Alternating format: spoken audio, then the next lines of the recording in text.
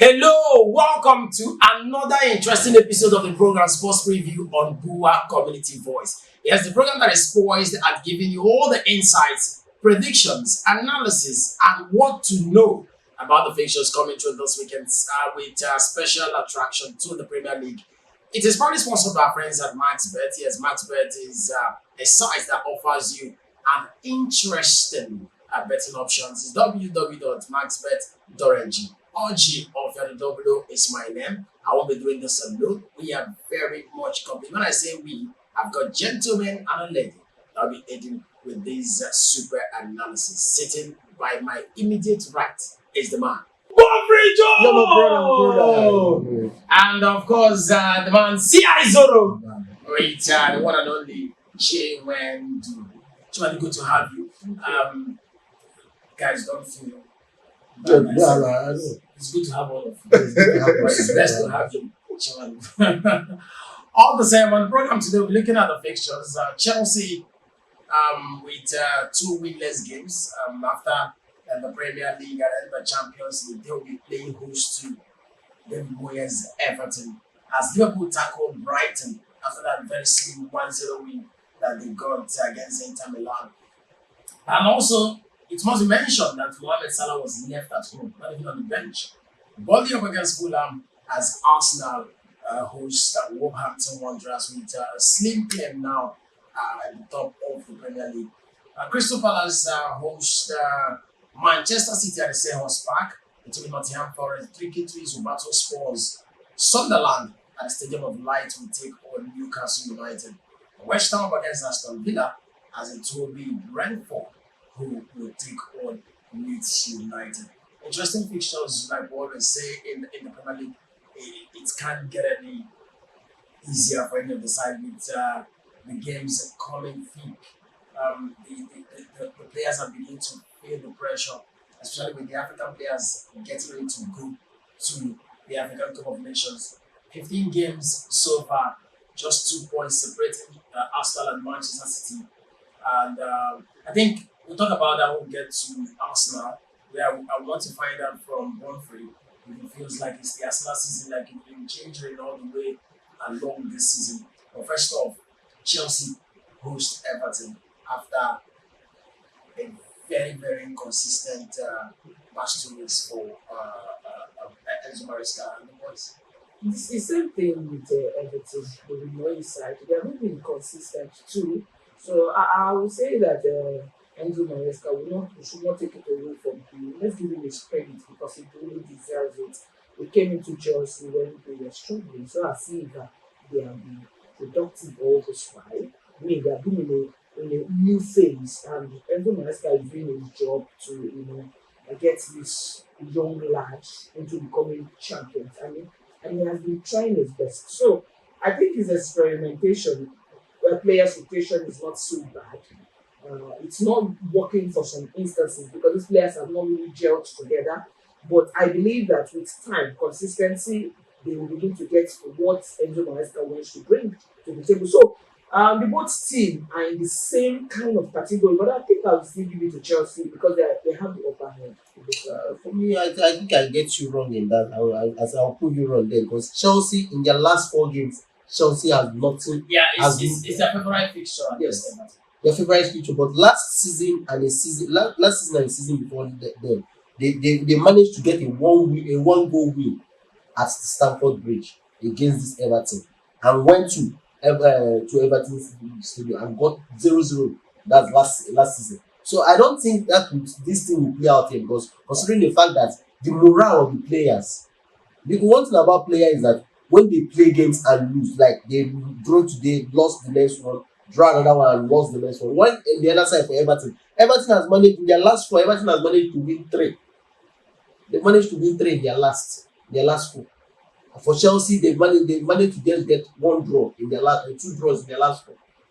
That's a plus for Everton. David Moyes side want to use this thing, upset more pains on Chelsea. He wants to use that opportunity because he's good at making use of such opportunities and just as he did against Manchester United. Yes, so we want to make use of this opportunity and get a win in this match. Yeah, four games winless run for Chelsea, going to and losing to I've seen them look like a team that's no longer fighting for the title, but for the top four.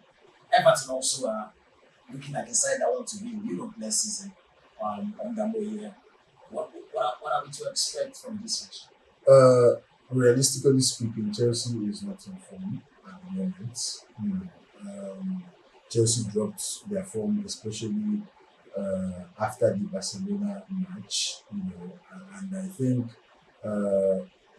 I think the young lads probably should. I wouldn't say it was because of back-to-back fixtures, but then I feel we expected a lot, and then we didn't see that. And when I mean expected a lot, the likes of the changes, the experiment, you call it the experiment, where Enzo activities. I've never really been a fan of that. You know, I feel he should work on consistency with some of these players to be able to improve on their form and their what's the word, independence and morale. Yes, that way we could be able to have something to always reckon with, just like the Manchester City team has always been doing for some time.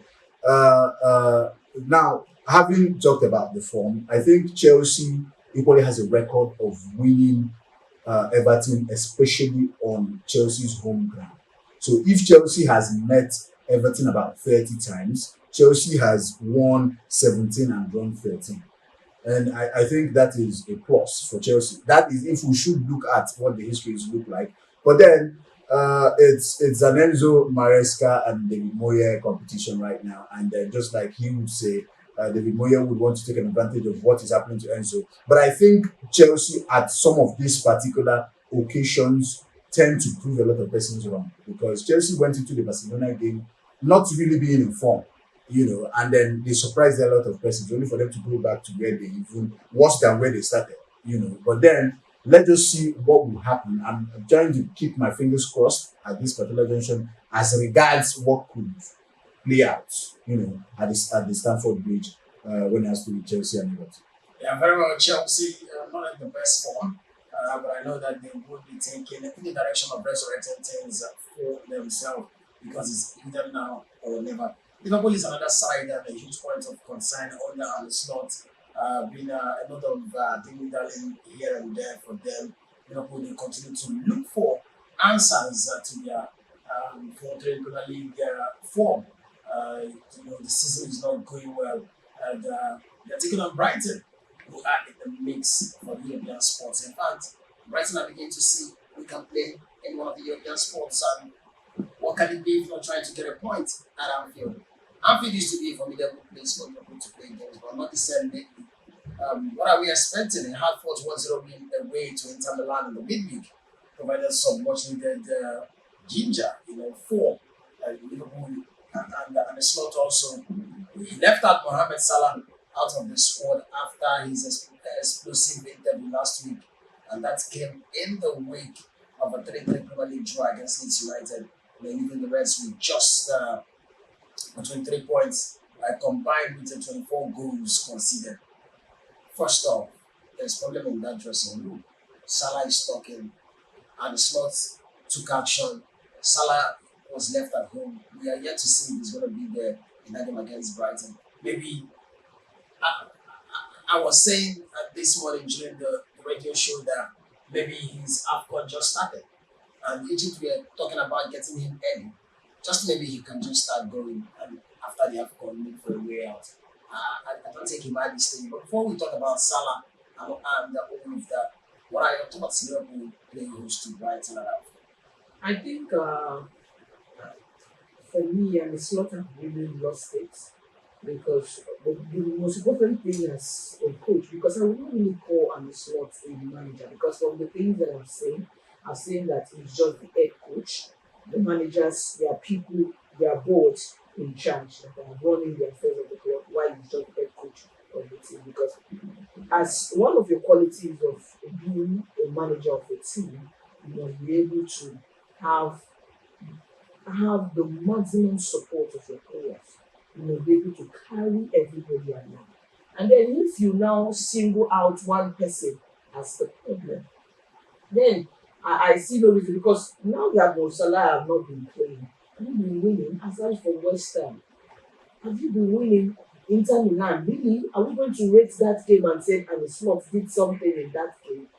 I will not really say because what the problem, the fact that you could single out Mohamed Salah have never been this bad all through the time they joined Liverpool from 2017 to this moment. He has been performing.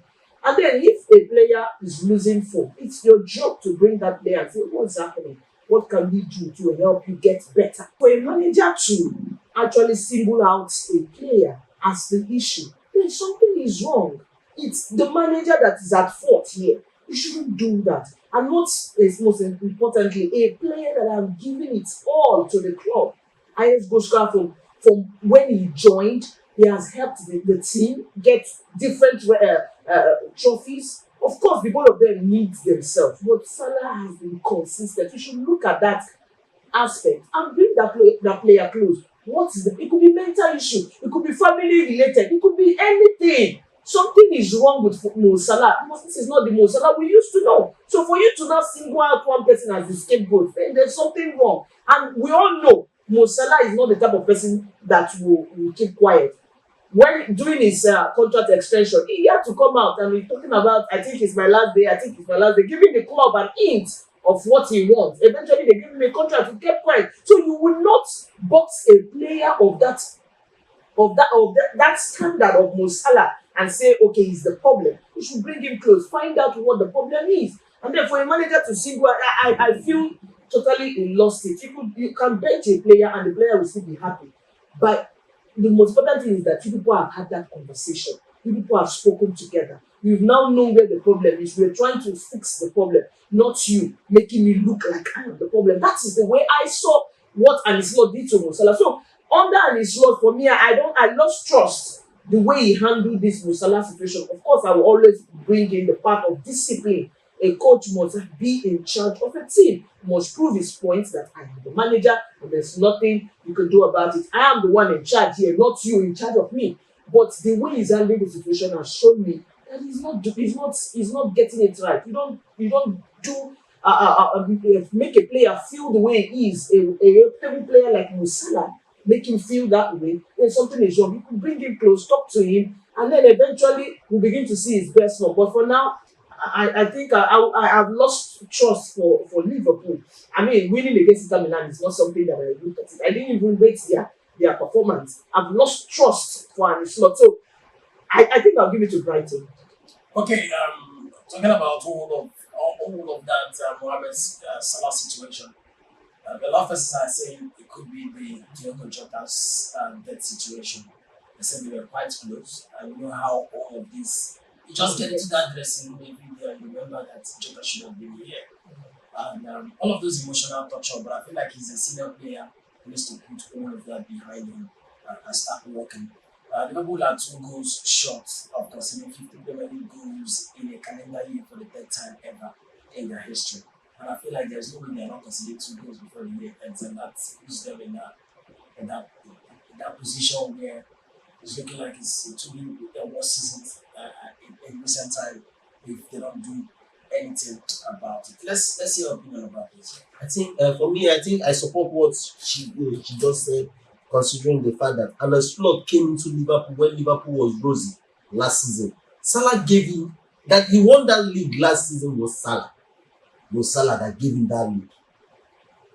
Even considering the fact that they lost a player called Jota, but Salah was single-handedly handed the league over to him. So now he should at least carry on with that pattern. But one thing I understand, I may call it karma to some extent. I may call it karma because in the aspect of Isaac, you saw what happened. For me, I think the law of karma is really playing on Liverpool now because Liverpool were doing well even up to the preseason, while Isaac was not in the team.